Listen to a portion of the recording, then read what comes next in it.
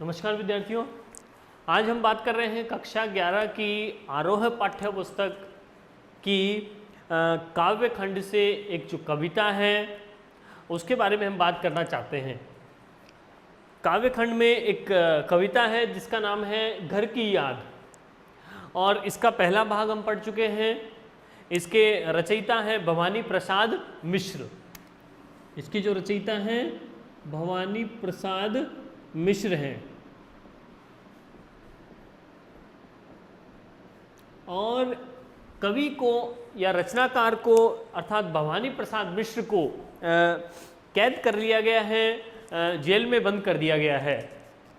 तो वहाँ जब बारिश का महीना या सावन का महीना जब आता है और बारिश होने लगती है तो उस बारिश को देख करके कवि को याद आ जाती है अपने परिवार की, क्योंकि वो परिवार से दूर है। तो इस बादलों को या बारिश को एक दूत भी कहा जाता है। कई कविताओं में, कई रचनाओं में रचनाकारों ने इस बादलों को या मेघों को दूत भी बना दिया गया है, यानी मेघदूत जैसे रचना है तो उसमें बादलों को क्या बनाया गया है? दूत बनाया गया है, मैसेज भेजने वाला या मैसेंजर कह सकते हैं, ठीक है ना। क्योंकि पहले पुराने समय में क्या होता था कि जब संचार के इतने साधन नहीं थे तो संचार जो भेजा जाता था मैसेज किसी पक्षी के द्वारा, कबूतर के द्वारा या घोड़ों के द्वारा, इस प्रकार मैसेज भेजे जाते थे। लेकिन यहाँ पर कवि ने कल्पना की है कि ये बादल जो हैं, बादल यहाँ पर बन गए, ठीक है, और हवा से वो क्या करेंगे, दूसरे स्थान पर चले जाएंगे, वहां पर वो बरसने लगेंगे, दूसरे स्थान पे वो बरस जाते हैं। यानी यहाँ की मैसेज या यहाँ की सूचना वो दूसरे स्थान पर जाकर वहां दे सकते हैं। कहने का मतलब ये है, यहाँ से बारिश ली, पानी लिया और वो जाएंगे दूसरी जगह, वहां बरस जाएंगे। इसका मतलब है कि वो यहाँ के मैसेज को दूसरी जगह पहुंचाते हैं, गमन करते हैं, जो आते जाते रहते हैं बारिश के कारण, हवा के कारण।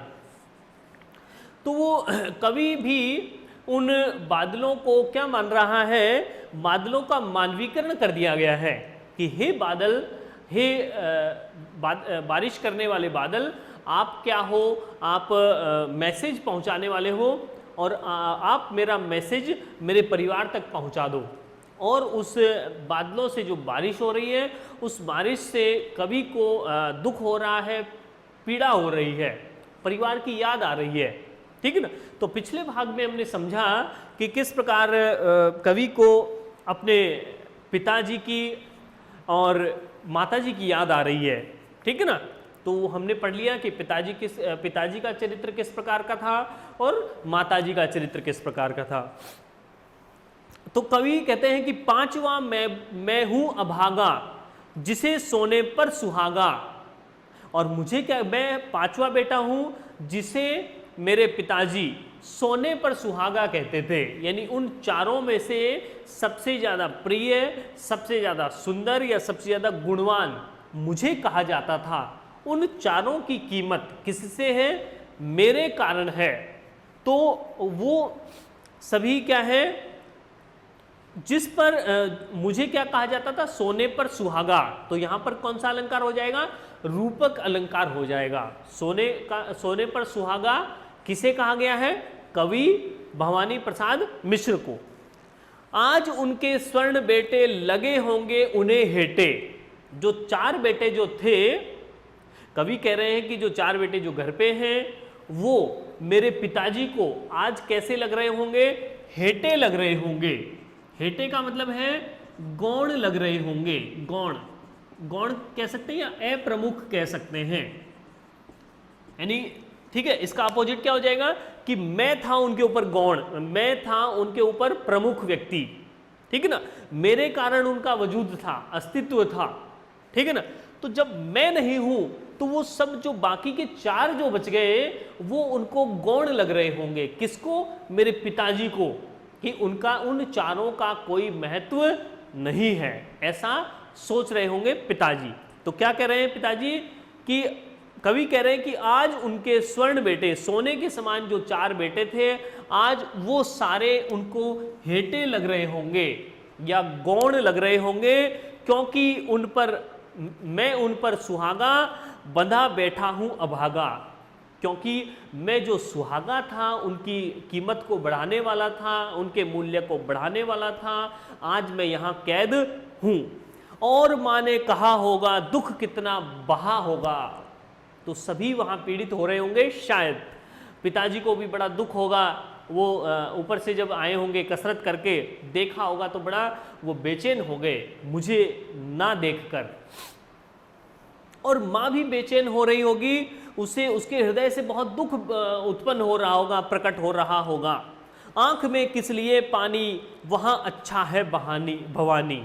और वो मेरी माताजी मेरे पिताजी से कह रही होंगी कि दुखी मत हो, वहाँ सब कुछ अच्छा हो रहा है। भवानी जो वहाँ गया है, कैद में गया है, तो वहाँ उसे किसी प्रकार का दुख नहीं है, तुम्हें परेशान नहीं होना चाहिए। कवि की माँ कह रही है कवि के पिताजी को कि आंख में किस लिए पानी, वहाँ अच्छा है भवानी, और वह तुम्हारा मन समझकर और अपनापन समझकर गया है सो ठीक ही है, और यह तुम्हारी लीक ही है।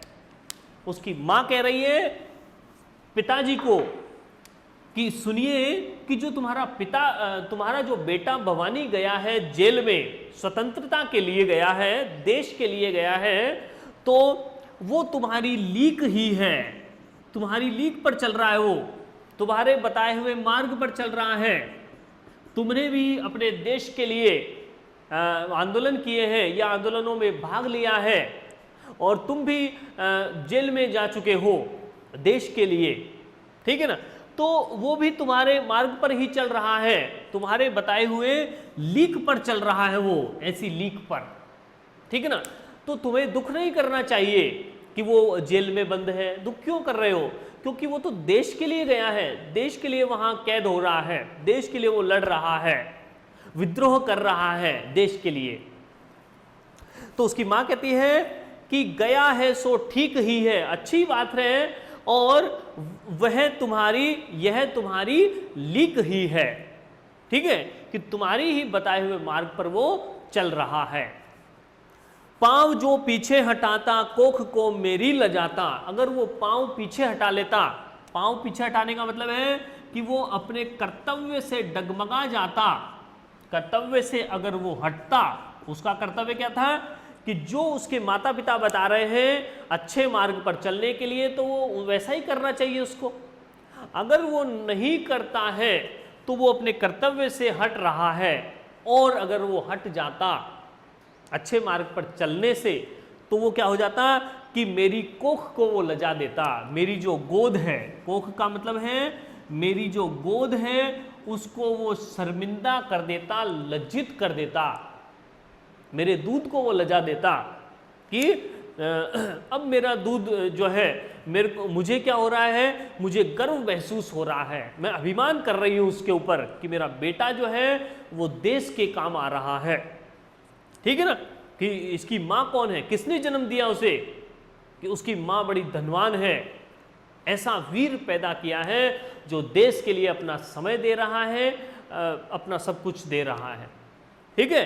तो कवि की माँ क्या कह रही है कि पांव जो पीछे हटाता कोख को मेरी लजा देता, वो मुझे लज्जित कर देता अगर वो पीछे हट जाता, तो इस तरह हो वो न कच्चे रो पड़ेंगे और बच्चे।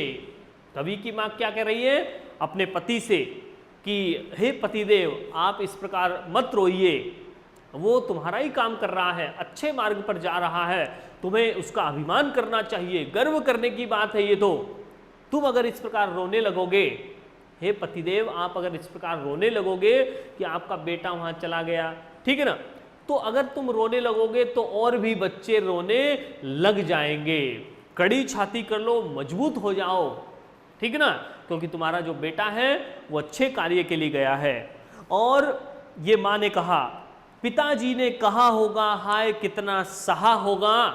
और पिताजी क्या जवाब दे रहे हैं कि वो बड़ा दुखी हो रहे हैं मनी मन तो, और वो कह रहे हैं कि कहाँ मैं रोता कहाँ हूँ, धीर मैं खोता कहाँ हूँ, ठीक है ना, वो अपनी पत्नी से कह रहे हैं कि मैं रो नहीं रहा हूं, मैं दुख नहीं प्रकट कर रहा हूं, मुझे भी बड़ा अभिमान है अपने बेटे पर, कि मैं रोता कहाँ हूं, मैं अपना धैर्य खोता कहाँ हूं, मैं अपना धैर्य नहीं खो रहा हूं, मैं बिल्कुल ठीक होश और हवास में बात कर रहा हूं। हे सजीले हरे सावन, कवि क्या कह रहे हैं कि हे हरे सावन, कि हे मेरे पुण्य पावन, हे मेरे पुण्य और पवित्र सावन, मैं तुम्हें संबोधित कर रहा हूं। कवि सावन से कह रहा है कि तुम बरस लो वे न बरसे, पांचवे को वे न तरसे, कि हे सावन तुम यहां बरस जाओ, चाहे मेरे परिवार के सामने, मेरे घर के सामने वहां बरस जाना, लेकिन तुम मेरी व्यथा को, मेरी पीड़ा को वहां मत बता देना, और ताकि वो चार जो हैं, तुम तो बरस जाना, तुम वहां बरस जाना, लेकिन वो पांचवे को तरस ना जाएं, ठीक है ना, वो दुखी नहीं होने चाहिए, और दुखी होने पर मेरी याद उनको आने लगेगी और वो मेरे लिए तरसने लगेंगे। तो हे बादल, हे सावन, तुम तो बरस जाना, लेकिन वो नहीं बरसने चाहिए और वो मुझे नहीं तरसने चाहिए। तो मेरा एक संदेश दे देना, हे बादल, क्या संदेश देना है कि मैं मजे में हूं, सही है, घर नहीं हूं, बस यही है। और क्या कहना है कि हे सावन, क्या कहना उनको कि मैं मजे में हूं और बस घर पे नहीं हूं, बस इतना सा है कि मैं घर पे नहीं हूं और यहां ठीक हूं मैं, लेकिन ये जो किंतु यह बस बड़ा बस है, किंतु यह बस बड़ा बस है, ठीक है, ये जो इतनी सी बात है कि मैं इतनी सी तो बात है कि मैं घर पे नहीं हूं, लेकिन ये जो इतनी सी बात है, ये बहुत बड़ी बात है मेरे लिए। क्यों? कि मैं अपने परिवार का सुख साथ नहीं भोग रहा हूं, ये बड़ी समस्या है मेरे लिए। इसी बस से सब विरस है, और इसी बस से सब विरस है। विरस का मतलब है रस से हीन, या कह सकते हैं रसहीन। ये जो बस है, इतनी सी जो बात है कि मैं घर पर नहीं हूं, इसके कारण ही तो सब रसहीन हो चुका है, ठीक है। और क्या कह रहे हैं, किंतु उनसे यह न कहना, उन्हें देते धीर रहना। हे बादल, हे सावन, तुम जाओ और उनसे क्या कहना कि ये मत कहना, क्या मत कहना, कि उन्हें हमेशा धैर्य देते रहना, धीरज देते रहना। उन्हें कहना लिख रहा हूं, उन्हें कहना पढ़ रहा हूं, मैं एक कवि हूं और मैं यहां भी वही नित्य प्रति वही काम कर रहा हूं जो वहां करता था, कोई परेशानी नहीं है मुझे, यहां मैं वही कविता लिख रहा हूं, पढ़ रहा हूं, ठीक है। तो मैं हर प्रकार से संतुष्ट हूं, खुश हूं, काम करता हूं कि कहना, नाम करता हूं कि कहना, और कहना कि मैं अपना कार्य कर रहा हूं, मेरा जो कर्तव्य था वो मैं पूरा कर रहा हूं, और इसी प्रकार एक अच्छे मार्ग पर चल कर अपने परिवार का नाम कर रहा हूं, ये कह देना। और चाहते हैं लोग कहना, मत करो कुछ शोक कहना, और मेरे पिताजी और माताजी से कहना कि कोई शोक ना करें, और कहना मस्त हूं मैं, काटने में व्यस्त हूं मैं। किस में व्यस्त हूं? काटने में। काटने मतलब सूत काटने में व्यस्त हूं। सूत मतलब कवि गांधीवादी विचारधारा के हैं, और गांधी जिस प्रकार चरखे से सूत काटते थे, सादा जीवन जीते थे, उसी प्रकार कवि कह रहे हैं कि मैं भी सूत काटने में व्यस्त हूं, गांधीवादी विचारधारा को अपना रहा हूं, अनुकरण कर रहा हूं। और वजन 70 शेर मेरा, और भोजन ढेर मेरा, यानी मैं हर प्रकार से खुश हूं। मेरे माता पिता के पास जाकर कहना कि मेरा वजन 70 शेर हो गया है, और क्यों हो गया है? क्योंकि मैं ढेर सारा भोजन यहाँ पर खा रहा हूँ, किसी प्रकार की कोई कमी नहीं है, शारीरिक रूप से भी मैं स्वस्थ हूँ और मानसिक रूप से भी मेरे ऊपर किसी प्रकार का दबाव नहीं है, इस प्रकार कहना। और कूदता हूँ, खेलता हूँ, दुख डटकर झेलता हूँ। और क्या कहना है कि मैं दुखों से क्या कर रहा हूं, ढेल रहा हूं। दुखों से क्या कर रहा हूं, मैं उनसे मुकाबला कर रहा हूं। और ढेलने का तात्पर्य क्या है, धकेल रहा हूं, दुखों को ढकेल रहा हूं। मैं जो भी संकट मेरे सामने आ रहे हैं उनसे मैं हंसकर मुकाबला कर रहा हूं। किसी प्रकार की कोई परेशानी नहीं है मेरे जीवन में, ठीक है। तो कूदता हूं, खेलता हूं, दुख डटकर झेलता हूं, यानी डटकर मुकाबला कर रहा हूं, दुखों को, संकटों को धकेल रहा हूं। और कहना मस्त हूं मैं, यो न कहना अस्त हूं मैं। कहना कि मैं क्या हूं, मस्त हूं, ये कह देना। और अपने काम में व्यस्त हूं, लेकिन ऐसा मत कहना कि अस्त हूं मैं, ये मत कह देना अस्त हो गया हूं। अस्त मतलब जिस प्रकार सूर्य छिप जाता है, उदासी में डूब जाता है, उसी प्रकार मैं उदासी में नहीं डूबा हूं, अस्त नहीं हुआ हूं। तो ऐसा मत कह देना हे सावन कि अस्त हो गया हूं मैं, उदास हो गया हूं मैं, परेशान हो गया हूं, ऐसा मत कहना। हाय रे ऐसा न कहना है कि जो वैसा न कहना। यानी जैसा हूं मैं वैसा कभी भी उनको मत कह देना। यानी मैं परेशान तो हूं, यहां जेल में रहकर अपने परिवार से मैं जो विरह झेल रहा हूं, इसमें इसका वर्णन मैं नहीं कर सकता हूं, बड़ा दुखी हूं मैं, लेकिन ऐसा हूबहू वर्णन मेरे परिवार के सामने मत कर देना। जो वास्तविकता है वैसा मत कह देना। कह न देना जागता हूं, आदमी से भागता हूं। कवि क्या कह रहे हैं कि मेरी कैसी हालत हो गई है कि मुझे दिन में और रात में जागना पड़ रहा है। और ये मत कहना कि मैं आदमी से भाग रहा हूं, आदमी से भाग रहा हूं। ये मत कहना कि मैं आदमी से ही डरने लगा हूं, यानी मैं यहां कैद हो गया हूं और जैसे ही किसी अफसर की वहां आहट सुनाई देती है तो आदमी की आहट से भी मैं डरने लगा हूं। ये मत कह देना, यानी मेरी वास्तविकता को मत बता देना वहां पर, ठीक है। कह न देना मौन हूं मैं, खुद न समझूं कौन हूं मैं। और मेरी हालत कैसी हो गई है कि मेरे अस्तित्व को भी मैं समझ नहीं पा रहा हूं, मेरे अस्तित्व को भी मैं भूल चुका हूं। परंतु ऐसी बात मत कहना। देखना कुछ बक न देना, और बकने का मतलब है कुछ व्यर्थ की बात मत कह देना, उल्टी सीधी बातें वहां पर, और उन्हें कोई शक न देना।